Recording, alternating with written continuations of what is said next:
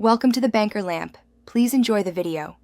In this video, I will explain how to change a Nissan Altima headlight bulb. This is a straightforward task you can do yourself with a few basic tools. First, gather your supplies. You'll need a ratchet, a 10mm socket, and a Phillips head screwdriver. Don't forget your new headlight bulb, ensuring it's the correct type for your vehicle. Safety is key, so always wear gloves and safety glasses to protect yourself throughout the process. Now, let's get to the bulb. Begin by opening your car's hood and securing it properly. Accessing the headlight bulb varies slightly by side. On the driver's side, you'll need to remove the air box assembly.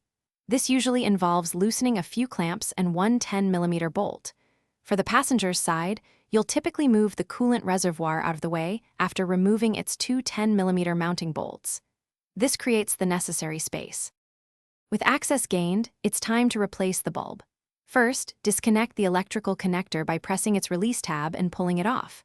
Next, gently rotate the old bulb counterclockwise, usually about 1/4 of a turn, and carefully pull it straight out. When installing the new bulb, handle it by its base, never touch the glass. Oils from your skin can cause hot spots and shorten its life. Insert the new bulb and twist it clockwise to lock it in place. Almost done. Now, firmly reconnect the electrical harness to your new headlight bulb, ensuring it clicks into place. Then, carefully reinstall any components you removed earlier, like the air box or the coolant reservoir, securing them with their original bolts and clamps. Before you close the hood, turn on your vehicle's headlights to confirm that the new bulb illuminates properly. Once everything is working, you're all set to safely hit the road with improved visibility. Thanks for watching. If this was helpful, leave a like and consider subscribing. See you next time.